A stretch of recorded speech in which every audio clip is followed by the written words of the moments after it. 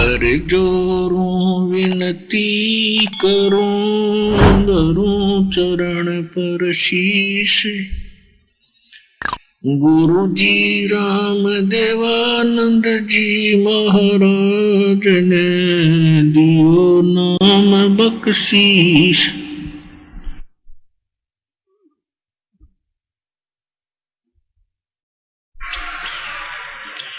कोटि कोटि सिजदा करूं, कोटि कोटि प्रणाम।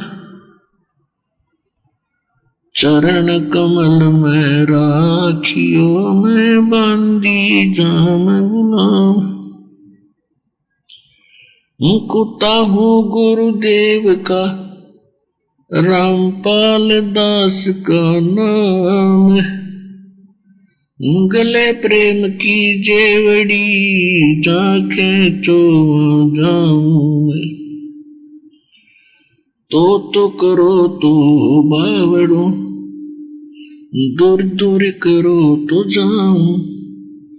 जो राखो तो ही रहूं, जो देवो सुख। परम पिता परमात्मा सारी सृष्टि के रचने वाले कबीर देव कबीर साहिब अल्लाहु अकबर की असीम रजा से आप सभी पुण्यात्माएं इस शुभ समागम में उपस्थित हुए।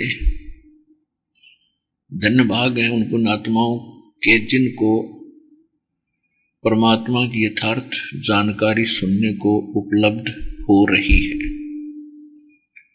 वो किसी भी माध्यम से है, किसी पुस्तक के माध्यम से है, किसी टीवी चैनल के माध्यम से है, या किसी डीवीडी और मेमोरी कार्ड के माध्यम से आप तक पहुंच रहा है, या सत्संग आप सीधे सुन रहे हैं। इन सभी पुण्यात्माओं के विशेष पुण्य उदय हुए हैं, जिस कारण से आपको युगों उपरांत असंख्य जन्मों के बाद ये सच्ची कथा सुनने को प्राप्त हुई। यथार्थ भक्ति मंत्र आप तक पहुंच पाया। काल की सैकड़ों बाधाओं को तोड़कर परमात्मा ने आप तक अपना सच्चा ज्ञान पहुंचाया है। धन्य है आप और आपके माता पिता जिनसे आपका जन्म हुआ। प्रथम तो मनुष्य शरीर का मिलना बहुत ही दुर्लभ है। उसके पश्चात मनुष्य शरीर के अंदर परमात्मा की प्रेरणा होना, परमात्मा के पाने की तड़प बनना, ये और भी मुश्किल है। और तीसरे नंबर पर परमात्मा प्राप्त की तड़प बने प्राणी को सतगुरु मिलना, यथार्थ भक्ति का मिलना, ये बहुत ही दुर्लभ है और बहुत ही पुण्यकर्मी प्राणियों को सुलभ होता है।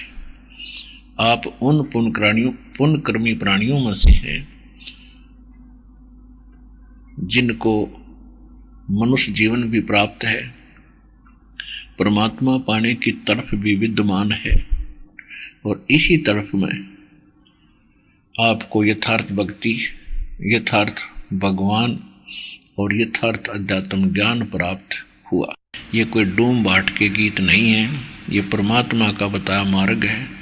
इसको हृदय से लगाकर और मर्यादा में रहते हुए इस सत्य भक्ति की साधना अंतिम श्वास तक करना, आप सफल होगे, आपका परिवार सफल होगा, सुख होगा।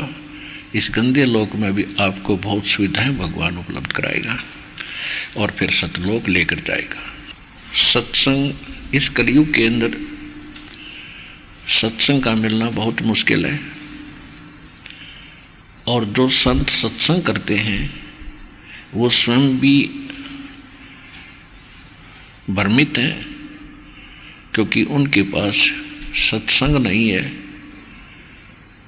और फिर उसके बाद उनके पास मोक्ष के वो मंत्र नहीं है जिनसे प्राणी का मोक्ष हो सकता है। तो आज वैसे तो सभी समागम अच्छे होते हैं जहाँ सत्संग हो। सत्संग का अर्थ होता है यथार्थ अध्यात्म ज्ञान का प्रचार। तब तक तो दोष था नहीं जब तक उनको ये ज्ञान नहीं प्राप्त था, क्योंकि काल ने सबकी मति बंद कर रखी है, सबकी बुद्धि पर पत्थर डाल दिए। परमात्मा आए हैं उसके बाद हम प्राणियों की ये बुद्धि खुली है ये ज्ञान सुन के। तो जब तक इन संतों को ये ज्ञान नहीं था कि तुम गलत मार्ग दर्शन कर रहे हो, तो अब तो उनको तकरीबन सबको पता चल चुका है, क्योंकि बहुत वर्ष हो गए टीवी चैनल के माध्यम से, पुस्तकों के माध्यम से। कहते हैं जान बूझ साची तजय और करे झूठ तने, और वाह की संगत है प्रभु सोपन में भी नहीं दे। ऐसा नालायक आदमी जानबूझ के बकवाद गड़े, अनजाने में पता नहीं किन किन पर गलतियां हुई हैं, हम सभी भ्रमित थे। और ज्ञान होने के बाद जानबूझ कर मिसगाइड करता है परमात्मा के बच्चों को। कहते हैं उसके साथ तो स्वप्न में भी नहीं परमात्मा में कभी मिला है ऐसे निकम्मे आदमी से। तो पुण्यात्माओं, सत्संग यदि मिल जाता है, सत्संग सभी अच्छे होते हैं, और सत्संग के अंदर पुण्यात्मा ही आ सकती हैं, अन्य यहाँ नहीं पहुँच पाते क्योंकि उनके भी संस्कार इतने अच्छे बने नहीं हैं। फिर भी आज का जो प्रोग्राम सत्संग प्रारंभ हो रहा है, समागम, ये एक विशेष दिन है इस दास के लिए। परमेश्वर की वाणी माता है कि जा दिन सतगुरु भेंटिए, 100 दिन लेखे जान, और बाकी समय व्यर्थ गया बिना गुरु के नाम। जिस दिन आपको दीक्षा प्राप्त होती है, या सच्ची दीक्षा, नकली गुरुओं से भी कोई लाभ नहीं, तो उस दिन आपका अध्यात्म जन्म होता है। बाकी का समय आपका व्यर्थ गया। जैसे पशु पक्षी ही भी अपने बच्चों की परवरिश के लिए अपने घोंसले गुफा बनाने के में ही अपना सारा जीवन व्यर्थ कर देते हैं, ऐसे ही हम और आप कर रहे थे जब तक गुरु नहीं मिले थे।